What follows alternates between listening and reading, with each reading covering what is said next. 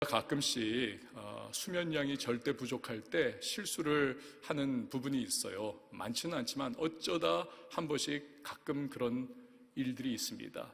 새벽 기도를 위해서 정말 막 몸이 천근만근, 그러나 추스러 일어나서 옷 입고 이제 엘리베이터를 탑니다. 거울을 딱 보면서 아차할 때가 있어요. 마스크를 안 끼고 나온 겁니다. 너무 피곤하니까 정신이 하나도 없는 거예요. 엘리베이터는 이미 아래로 내려가기 시작했고 다시 중간에 눌러서 올라갔다 다시 들어갔다, 너무 사실은 피곤하고 버거워요. 새벽에 한 4시 40분이니까 주변에 아무도 없습니다. 그래서 제가 그 엘리베이터 안에서 하는 일이 있습니다. 숨을 안 쉽니다. 꼭 참아요. 숨 쉬지 말아야지. 12층에서 지하 2층 주차장까지 이제 엘리베이터가 내려가는데 평소에 제가 체감하는 속도와는 너무 다른 것 같습니다. 왜 이렇게 더딜까? 꾹꾹 참다가 3층쯤 되면 이렇게 머릿속에서 쥐가 나는 것 같습니다. 빨리 숨 쉬어라 막 그러는 것 같아요. 심장이 막 두근두근 뛰는 소리가 느껴지는 겁니다. 그리고 막 하여튼 숨 쉬고 싶어 미치는 거예요. 그러다가 드디어 지하 2층에 딱 서면 문이 열리자마자 튀어나가가지고 하면서 숨을 다시 들이마십니다. 그리고 차에 타는 거죠. 제가 이렇게 찾아봤어요. 검색을 해봤더니 세계 기록, 숨 안 쉬는 세계 기록 어느 정도 될 것 같습니까? 여러분 놀라지 마세요. 우린 보통 1분, 2분 아닙니까? 24분 33초. 어떻게 그러고 살아나는지 모르겠어요. 그렇다는 것입니다. 숨 안 쉰다는 거예요. 그러나 정말 기가 막힌 그러한 기록이지만 그분 역시도 그 이상을 넘어가면 죽는 것입니다. 숨 안 쉬면, 호흡을 멈추면 결국에는 살 수가 없는 것이죠.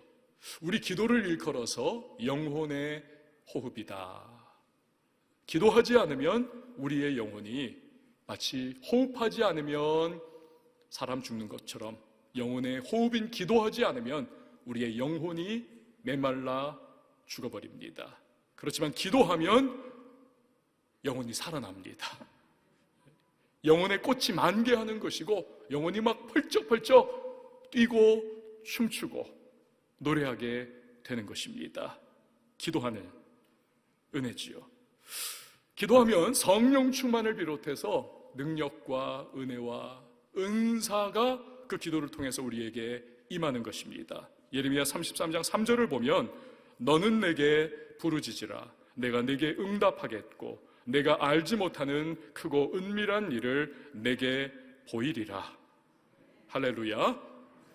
유대인들은요 하나님을 너무 생각을 했던 것 같아요. 하나님 귀찮게 해드리지 말아야지, 하나님 피곤하게 해드리지 말아야지. 그래서 최상의 기도가 횟수가 몇 번이냐? 3번이다. 아침 1번, 점심 1번, 저녁 1번. 이렇게 3번만 하면 최상의 기도다. 더 이상 하면 안 된다. 예수님은 기존의 이 생각을 깨뜨려버리는 말씀을 하고 계십니다. 오늘 1절 말씀 같이 읽어보도록 합니다. 시작. 예수께서 그들에게 항상 기도하고 낙심하지 말아야 할 것을 비유로 말씀하여. 아멘. 그러니까 하루 3번이 아니라는 거죠. 무시로 기도하라.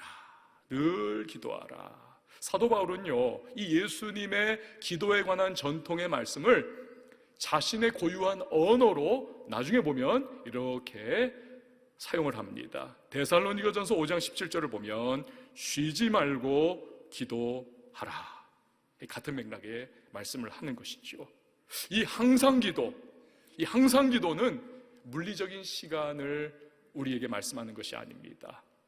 이 항상 기도, 반복적으로 계속 중언부언하는 것처럼 이 기도하고 또 기도하고 또 기도하고 계속 다람쥐 쳇바퀴 도는 것과 같은 그것을 의미하는 것도 아닙니다. 이건 태도입니다. 경향성입니다. 하나님 앞에서 늘 기도하는 마음을 가지고 하나님을 바라보고 생각하면서 하나님 앞에서 살아가라. 이걸 종교개혁자들은 코람데오, 신전의식, 하나님 앞에 살아가는 태도를 가지라는 거지요. 또한 하나님의 응답을 확신하면서 내 형편과 상황을 꾸준하게 하나님 앞에 아뢰어라. 즉 기도의 생활화를 말씀하고 계시는 것입니다. 예수님은 제자들에게 항상 기도 말씀을 하셨어요. 그리고 나서는 곧이어서 낙심이라고 하는 주제를 꺼내십니다. 자, 1절 말씀 다시 한번 우리 읽어봅니다. 시작. 예수께서 그들에게 항상 기도하고 낙심하지 말아야 할 것을 비유로 말씀하여. 아멘. 자, 여기서 우리는요, 기도에는 이 낙심이 뒤따르곤 하는구나. 좀 더 솔직하게 말하면 낙심이 아주 많이 찾아옵니다. 왜요? 응답이 더딜 때가 종종 있거든요. 내가 기대한 기도의 응답과는 다른 모양으로 다가올 때가 많거든요. 그래서 기도 좀 하다가 중도 포기하는 분들이 어마어마하게 많습니다. 어느 날 마귀가 수많은 성도를 실족하게 만들었던 영적 무기들을 쫙 진열하면서 판매를 했다고 합니다. 어떤 사람이 과연 마귀는 어떠한 영적 무기를 사용하는 것일까? 구경을 찬찬하게 했더라는 겁니다. 그런데 어느 무기 앞에는 이 무기는 팔지 않습니다 써 있더라는 것입니다. 마귀한테 물었대요. 이건 왜 팔지 않소? 그건 내 비밀병기야. 그것만 사용하면 아무리 신앙 좋은 크리스찬이라 할지라도 푹푹 쓰러지는 것을 내가 경험을 했어. 절대 그래서 못 팔아. 이 사람이 자세히 보니까 그 무기의 이름이 낙심. 이 낙심의 파괴적 영향력을 잘 보여주는 그런 이야기죠. 예수님은 낙심 때문에 기도 포기하지 않도록 이 비유를 말씀을 하셨습니다. 불의한 재판장 비유입니다. 자, 2절 말씀을 같이 읽어봅니다. 시작. 이르시되 어떤 도시에 하나님을 두려워하지 않고 사람을 무시하는 한 재판장이 있는데. 아멘. 이 재판장은요, 사법정의 구현 같은 그런 거 아무 신경 쓰지 않는 아주 양심 불량의 사람입니다. 그가 담당하는 재판에서는 종종 무전유죄, 유전무죄 이 상황이 벌어지곤 했을 것 같습니다. 문맥상 보면 그래요. 돈 있고 빽 있는 사람들은 자기 사건이 다른 판사가 아니라 바로 이 판사에게 배당되기를 굉장히 기대했을 겁니다. 어쩌면 돈을 먹여가지고는 자기 사건을 그 판사에게, 재판장에게 돌아가도록 했을지도 모릅니다. 자, 이 불의한 재판장이 그런데 뜻하지 않은 난감한 일을 겪습니다. 3절에서 5절 말씀 보세요. 그 도시에 한 과부가 있어 자주 그에게 가서 내 원수에 대한 나의 원한을 풀어주소서 하되, 그가 얼마 동안 듣지 아니하다가 후에 속으로 생각하되 내가 하나님을 두려워하지 않고 사람을 무시하나 이 과부가 나를 번거롭게 하니 내가 그 원한을 풀어주리라. 그렇지 않으면 늘 와서 나를 괴롭게 하리라 하였느니라. 아멘. 이 당시에 과부는요, 사회 취약계층 중에서도 가장 힘든 사람들이었습니다. 억울한 일을 당해도 어디 하나 손 내밀 데가 없는 거지요. 그러니까 불의한 재판장으로서는 자기 천금 같은 시간 쪼개가지고 도와줘봤자 나올 게 없는 겁니다. 어쩌면 과부의 원수가 이 재판장에게 이미 뇌물을 먹였을지도 몰라요. 몇 번이나 찾아가 억울함을 토로했지만 씨알이 먹히지 않습니다. 하지만 재판장은 그 얼마 후부터 아주 난감한 상황을 직면합니다. 과부가 여간 끈질기지 않은 겁니다. 아니, 끈질김이야말로 이 과부의 유일한 방법이었던 것입니다. 여러분들도 그런 상황들 보셨을지 모르지만 종종 서초동 법조타운 근처를 이렇게 운전해서 가다 보면요, 그 법원 있지 않습니까? 그 옆에 쫙 프랭카드들, 이 현수막들이 쫙 붙어 있습니다. 사연이 제각각이에요. 그런데 반드시 그 중에 하나쯤은 있더라고요. 제가 지금까지 없는 적이 없었습니다. 자기가 지금 재판을 아무개 판사님한테 받고 있는데 그 판사님이 불공정하다는 거예요. 불평등한 재판 진행을 한다.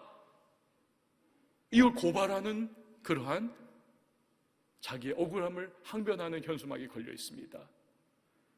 분명히 그 판사님은 법조항과 판례를 따라서 양심의 그 흐름 속에서 정당한 판결을 지금 내리고 있는 과정일 겁니다.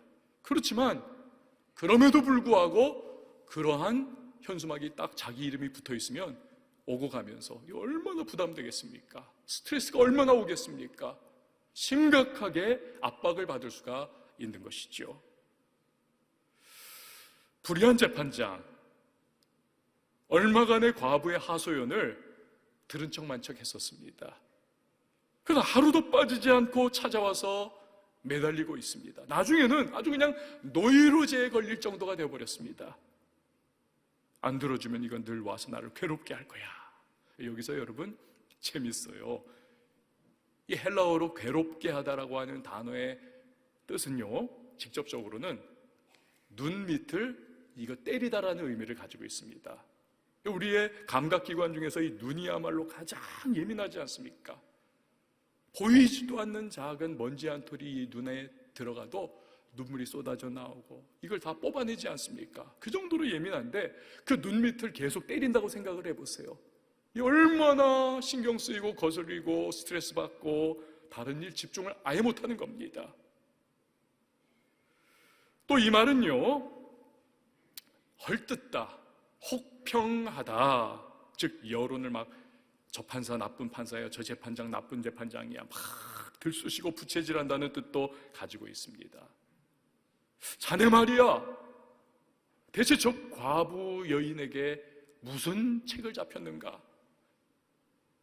그렇지 않고서야 저 과부가 이렇게 자네를 매일 쫓아와가지고는 그렇게 귀찮게 하고 막 불공평하다고 이야기도 하고 자네에 대한 이야기도 막 여기저기 퍼뜨리고 그거 이상하지 않은가?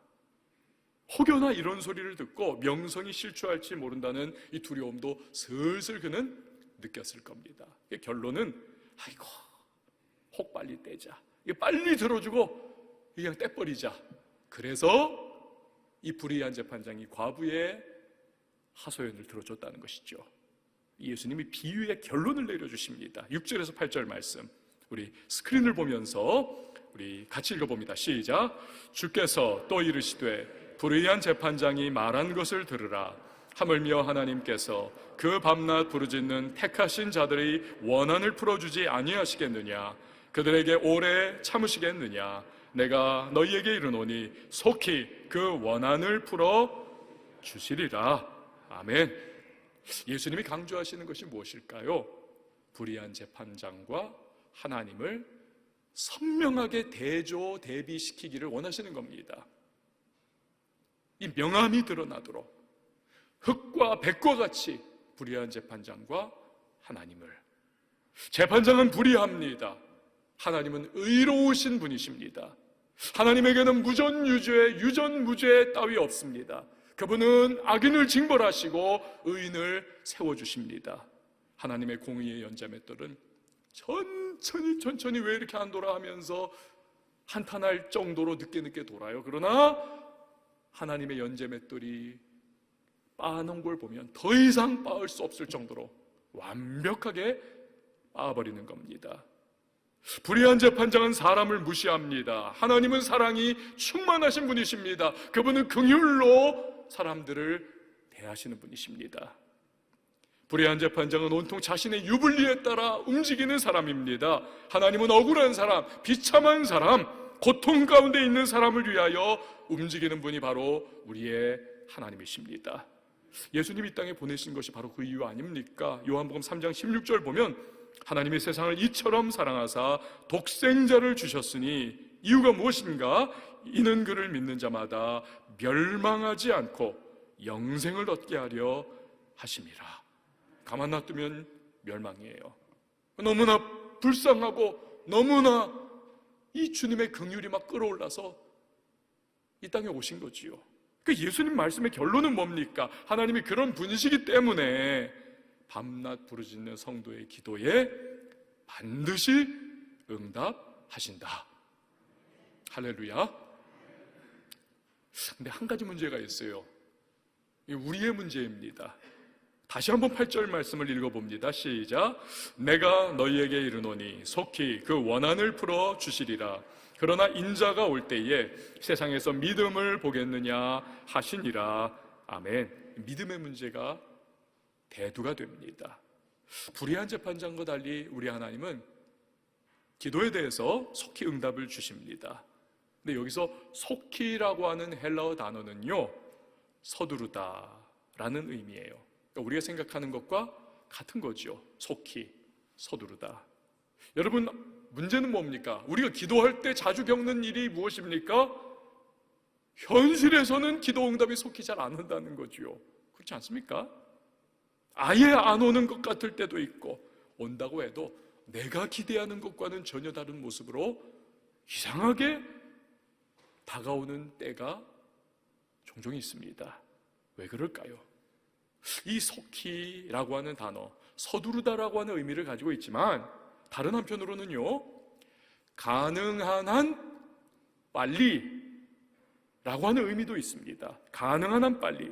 이건요, 물리적인 시간을 의미하는 것이 아닙니다. 역사의 향방을 이끌어 가시는 하나님의 뜻과 계획 안에서 가능한 한 빨리. 그분이 기준이신 겁니다. 우리의 물리적인 시간이 기준이 아니라. 이게 차이인 거죠. 어느 부부가요, 휴일에 외출을 합니다. 남자들은 보통 빠르잖아요. 후다닥 해가지고는 주차장에 먼저 나가 기다리고 있는 겁니다. 근데 아내분이 자꾸 늦게 준비를 하고 있어요. 슬슬 부하가 끌어오릅니다. 좀 빨리 나와요. 알았어요. 근데 시간이 계속 가고 시간이 또 가고 시계 계속 보고 하여튼 해도 안 나오는 거예요. 그래가지고 화딱지가 여기까지 나가지고 냅다 소리를 질렀습니다. 좀 대체 뭐 하는 거야? 안에서도 아내가 화가 나가지고 소리를 지릅니다. 잠깐이면 된다고 1시간 전에 얘기했잖아. 여러분, 아내의 잠깐과 남편의 잠깐은 이 시간 개념이 달라요. 결혼 앞두신 분들은 그거를 이미 마음에 숙지를 하셔야 합니다. 베드로후서 3장 8절 보세요. 사랑하는 자들아, 주께는 하루가 1000년 같고 1000년이 하루 같다는 이 한 가지를 잊지 말라. 그러니까 하나님의 시간은 우리의 시간과 다를 수 있는 겁니다. 우리는 물리적인 시간, 크로노스의 시간 개념으로 살아가죠. 초, 분, 시, 주, 월, 년으로 그렇게 우리는 평생까지 나아가는 겁니다. 그러니까 이 물리적인 시간, 크로노스의 시간의 울타리 안에서 우리는 적응하고 적용하며 살아가는 거지요. 하나님은 영원한 분이십니다. 그분에게는 물리적인 크로노스의 시간 무의미한 거예요. 영원이신데 무슨 시간이 의미가 있습니까? 대신에 하나님은 그분이 중심이세요. 그분의 뜻과 계획이 가지고 있는 시간표, 즉 카이로스의 시간을 따라 역사하십니다. 이걸 잘 보여주는 것이 요셉의 삶 아니던가요? 13년 동안을 애굽에 팔려가 종노릇을 합니다. 13년. 그 청소년기, 가장 황금기와 같은 그때 얼마나 낭비요 허송세월한 것입니까? 하나님께는 그렇지 않다니까요. 하나님의 카이로스의 시간에 의해서는 이게 꼭 필요한 과정입니다. 때가 되니 13년 후에 요셉은 애굽의 국무총리가 되고 민족을 구원하는 구원자로 우뚝 서는 것이지요. 다윗도 사울 왕 피해 광야를 전전합니다. 이미 기름 부은 바가 있는데도 그래요? 이 무슨 낭비입니까? 모세도 40년 애굽 왕 바로의 낯을 피하여 미디안 광야에서 목동 생활합니다. 이 무슨 허송세월입니까? 인간의 크로노스의 시간 기준으로는 너무너무 안타깝죠. 그러나 이 기간이야말로 하나님의 뜻과 계획이 이루어지는 데 있어서 가장 필요한 과정, 즉 카이로스의 시간에 있어서 꼭 필요한 과정이었던 것이지요. 하나님은 이 과정을 통해서 모든 것을 합력하여 결국 선을 이루시는 것입니다. 할렐루야. 우리의 기도는요, 바로 이 하나님의 시간인 카이로스의 시간에 의하여 다루어지는 것입니다. 전에요, 야, 이런 애도 있네. 그 백화점에 갔는데 애가요, 완전히 대자로 들어 놓아가지고 땡깡을 부리는 겁니다. 막 발로 바닥을 차고 손으로 바닥을 때리면서 막 으아 하면서 하는데, 부모가요, 이 젊은 부모들이 어쩔 줄을 모르는 거예요. 벌벌벌벌 기는 겁니다. 얘가 뭘 원하는 겁니까? 저 장난감 안 사주면 나 계속 이럴 거야. 그걸 보면서 저도 포함해서 주변 사람들이 다, 아이고 저거, 이 아이를 부모가 그 땡깡 부린다고 해가지고 계속 그 말대로 해주고 그거 받아주고 그러면 나중에 어떻게 되겠습니까? 인내심은 사라지고 인격적인 균형은 깨지고 나중에 아이의 인생이 이게 뭔가 부서지는 인생이 될 수가 있는 것이죠. 사랑하는 자녀, 그러나 요구하는 것을 당장에 들어주지 않는 것이 오히려 필요할 수가 있다는 것이죠. 예전에 여러분 마시멜로 이야기라고 하는 베스트셀러가 있지 않습니까? 그 안에 스탠포드 대학교에서 아이들 대상으로 그 실험했잖아요. 마시멜로가 하얗고 달콤한 그 과자를 15분 동안 너희가 참고 안 먹으면 하나 더 줄게. 대부분의 아이들이 그냥 입맛에 따라 가지고는 못 견디고 홀딱 먹어버리더라는 거죠. 그러나 일부의 아이들은 하나 더 준다는 그걸 붙잡고는 15분을 침 젤젤 흘리면서 더 버티더라는 거예요. 그리고 나서는 결국 하나를 더 얻어 가더라는 겁니다. 나중에 십수년 세월을 추적 관찰해가지고 딱 결론 내리기를, 그 15분을 견뎠던 아이들은 인생에 다가오는 스트레스를 더 잘 소화해내더라. 그리고 사회성이 더 원만하며 걔네들이 정말 성공의 확률이 훨씬 높아지더라. 여러분, 이걸 우리 기도에 한번 적용해 보는 게 어떨까요?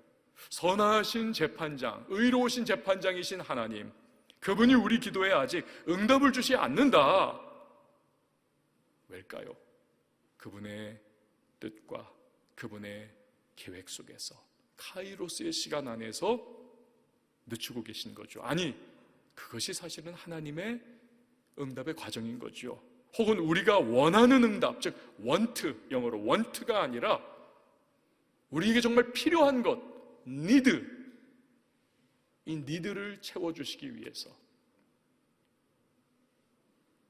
내가 그냥 원하는 대로 된다면 여러분, 우리 한 1년만 가도 왜 하나님이 그걸 그때 나에게 그렇게 들어주셔가지고는 내 인생이 이렇게 알고 보니까 함정에 빠지고 폭탄이 터졌을까? 우리 한탄하는 일이 무수하게 생겨날 겁니다. want가 아니라 need인 것입니다. 아브라함 보세요. 벌써 오래전에 아들 준다고 약속받았습니다. 이상하게 세월이 가도 아들이 태어나질 않습니다. 아브라함의 믿음이 기다리다 지쳐 무너져 내렸습니다. 인간적인 술수를 씁니다. 하나님이 안 주시면 대 끊긴다. 내가 만들면 되지 뭐. 여종 하가를 취하여 아들을 낳습니다. 이스마엘. 그런데 나중에 드디어 그 불임의 아내가 하나님의 은혜 가운데 아들을 낳습니다. 이삭이 태어나요. 여종의 아들인 이스마엘이 정실부일의 아들 이삭을 희롱합니다. 가슴이 아프지만 한 하늘 밑에 두 개의 태양이 있을 수 없습니다. 이스마엘을 쫓아내는 것이죠. 이스마엘은 훗날 아랍 세계의 조상이 됩니다. 이삭의 자손인 이스라엘 민족과 대대로 지금까지, 앞으로도 그럴 거예요, 영원토록 개와 고양이처럼 갈등하고 전쟁하고 그렇게 치고받고 싸우는 것이죠. 이 사건 통해서 우리는요, 신앙 원리 하나를 배웁니다. 기다리면 이삭 되고 기다리지 못하면 이스마엘 된다. 저 한번 따라해 주실까요? 기다리면 이삭 되고 기다리지 못하면 이스마엘 된다.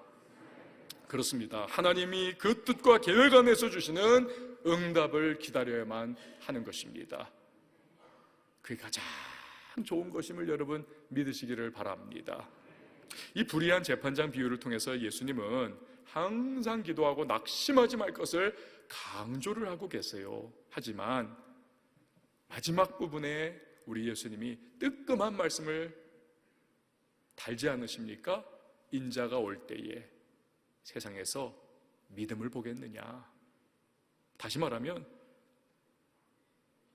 기도하되 끝까지 낙심하지 않고 기도하는 사람 별로 없다, 그 말씀하시는 겁니다.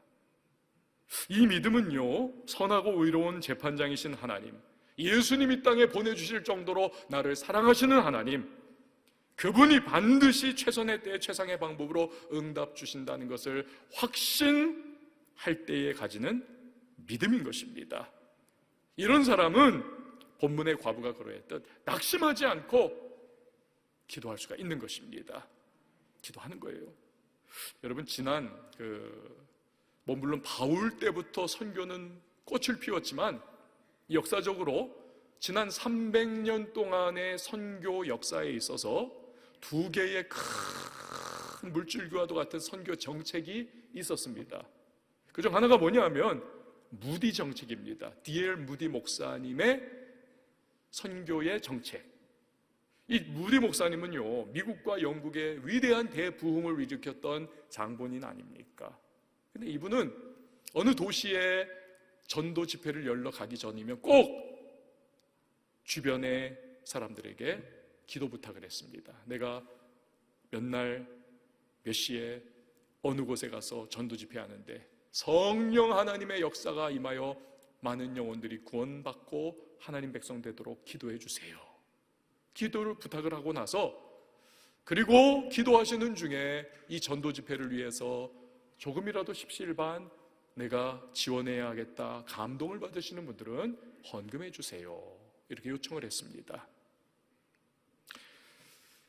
다른 하나의 선교 정책은 허드슨 테일러 정책입니다. 중국 선교사지요. 허드슨 테일러. 이분은 중국 선교 내내 지금 우리가 아프리카 가서 선교하는 것보다 더 열악했던 그런 때입니다. 그런데 이 서양인이 그 중국에서 변발 똑같이 하고, 중국 사람 옷 입고, 먹는 것도 중국 사람들하고 똑같이 박한 음식 먹고, 잠도 그냥 허리 부러질 정도로 아픈 그 맨바닥에서 이 서양인이 자고 평생을 그렇게 선교를 했습니다. 그리고 이 허드슨 테일러는 절대로 기도만 하는 거예요. 하나님, 뭐가 필요합니다.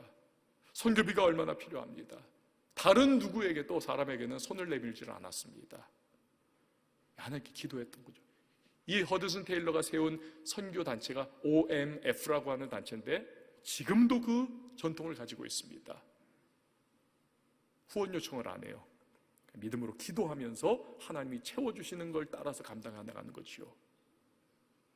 여러분, 이 두 개의 정책, 무디 정책과 허드슨 테일러의 정책이 겉으로 보면 이게 좀 달라 보입니다. 그렇죠? 그런데 가만히 생각해 보면 사실은요, 공통점이 있습니다. 공통점이 기도에 대한 믿음입니다. 하나님이 들으신다는 믿음을 가지고 간구하는 것입니다. 그러면 하나님께서 사람을 감동시켜서 전도 집회에 필요한 물질도 공급해 주시는 것이고, 그 믿음의 기도 가운데에 또 하나님께서 사람의 어떠한 도움을 손 내밀어서 도와달라고 하지 않아도 그 감동 주셔가지고 하나님 성령에 의해서 사람들이 지원하고 그러는, 결국은 공통분모가 믿음으로 드리는 기도인 것입니다. 사랑하는 여러분, 우리의 기도 생활은 어떻습니까? 기도하지만 응답이 더디다고 해가지고 막 실망하고 실족하고 하나님께 분노하고 막 마음이 그냥 시험 들고 그렇진 않았습니까? 하나님은 선하신 하나님이신 줄 믿습니다. 좋으신 하나님, 사랑하시는 하나님, 무엇보다도 언제 어떻게 응답해야 가장 최선이고 최상의 방법인지를 아시는 분이 우리 하나님이신 줄 믿으시기를 바랍니다. 예수님은 우리가 이런 하나님을 알고 낙심하지 않고 기도하기를 바라고 계시는 것입니다. 그래서 하나님의 풍성한 응답을 누리라고 오늘 이 비유의 말씀을 주신 겁니다. 우리가 잘 아는 5만 번 응답받은 기도의 사람 조지 뮬러 목사님, 이분이요 가장 오래 기도한 것은 친구들의 영혼 구원이었습니다. 5명. 그런데 그 중에 3명이 구원을 받았습니다. 나머지 2사람은 끝까지 완고한 겁니다. 기도가 그래서 무려 52년 동안을 지속되었습니다. 논인이 됐어요. 조지 뮬러 목사님 병상에 누워있다가 어느 날 자신이 평생 사랑으로 섬겼던 교회에 이제 내가 마지막으로 강단에서 설교하고 싶습니다. 설교를 하게 됐습니다. 마지막 조지 뮬러의 설교래 그 소식을 들은 끝까지 예수님 믿지 않은 2 친구 중에 한 친구가 그래도 우리 친구의 마지막 설교래니 내가 그 자리에 있어야겠지 참석을 했습니다. 거기서 주님 만났어요. 조지 뮬러 목사님의 마지막 설교를 통해서 예수 믿었습니다. 목사님은 나머지 한 친구의 구원을 보지 못하고 세상을 떠났습니다. 그런데 뮬러 목사님이 죽었다는 소식이 전해집니다. 또 무려 52년 동안 자기 일을 위하여 기도했다는 이야기를 듣습니다. 이 친구 그 해에 예수님을 믿습니다. 이후에 이 친구는 영국 전역을 순회하며 간증을 했다고 합니다. 그리고 그때마다 이렇게 말을 했다고 해요. 뮬러 목사님의 기도는 모두가 응답되었습니다. 그리고 그 최후의 응답이 바로 저입니다. 사랑하는 성도 여러분, 믿음을 굳게 붙잡고 기도하시기를 바랍니다. 기도자여 낙심하지 마십시오. 할렐루야. 여러분, 우리의 찬양이 오늘 주님 앞에 올라갈 때 우리 그 결단해 나갈 수 있는 우리 왕성의 지체들이 될 수 있기를 바랍니다. 함께 찬양하도록 하겠습니다. 원하고 바라고 기도합니다. 이 세상을 살아가는 동안에 나의 힘을 의지할 수 없으니 기도하고 낙심하지 말 것을 주께서 참 소망이 되심이라. 이 세상은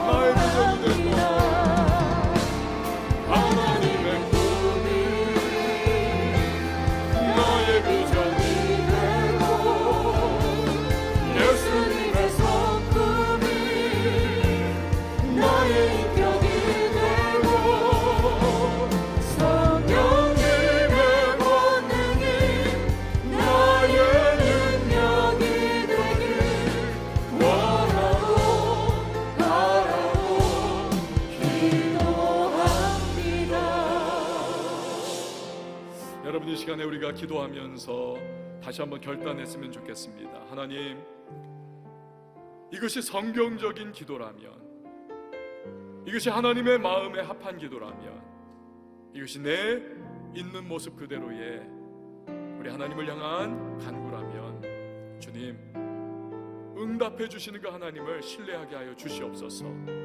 여러 가지 환경과 상황, 기도의 응답이 늦어진다고 해서 낙심하거나 포기하거나 또 시험 들지 않게 하시고 기도를 놓아버리지 않게 하시고 다시 한번 내가 기도에 믿음을 굳게 붙잡고 주님 앞에 나아가는 기도의 사람 될 수 있도록 주여 은혜를 베풀어 달라고 이 시간 우리 다 같이 말씀 기억하면서 함께 기도하는 시간 같습니다. 함께 기도합니다. 하나님 아버지 감사합니다. 그렇습니다. 우리 하나님 아버지께서는 들으신 하나님이시요 응답하신 하나님이시요 선하신 하나님이심을 믿습니다. 하나님의 새해 하나님의 마음으로 그 카이로스의 시간에 하나님께서는 우리에게 예비하신 은혜를 베풀어 주시는 좋으신 하나님이신 줄 믿습니다. 하나님, 기도하다가 낙심했고 기도하다가 포기했고 기도하다가 놓아버린 분들 다시 한번 붙잡기를 원합니다. 하나님 앞에 결코 기도에 무릎 꿇는 일을 게을리 하지 않도록 소홀히 하지 않도록 주여 도와주시옵소서. 우리 하나님 아버지 앞에 날마다 간구하게 하시고 하나님 아버지의 풍성한 응답을 드리고 하나님 간증의 주인공으로 세워주는 우리 모두가 될 수 있기를 원합니다. 어디에 시험이 있어도 도전이 있어도 하나님 환경과 상황이 그렇지 않은 것 같아도 아버지 하나님의 선하심을 의지하면서 기도를 나갈 수 있는 주님의 사람들이 될 수 있도록 주여 도와주시옵소서. 우리 왕성교회의 기도가 하나님 앞에 날마다 올려지기를 원합니다. 우리 왕성교회 성도님들의 간구와 부르짖음이 날마다 하나님 앞에 상달하기를 원합니다. 하나님의 문이 열려지기를 원합니다. 하나님 아버지 앞에 문제거리의 기도권을 삼으면 기도권을 만드신 강성분이 삼아주시는 하나님의 힘을 경험할 수 있는 주의 백성들이 바로 우리 왕성의 성도님들이 될 수 있도록 주님의 은혜를 베풀어 주시옵소서.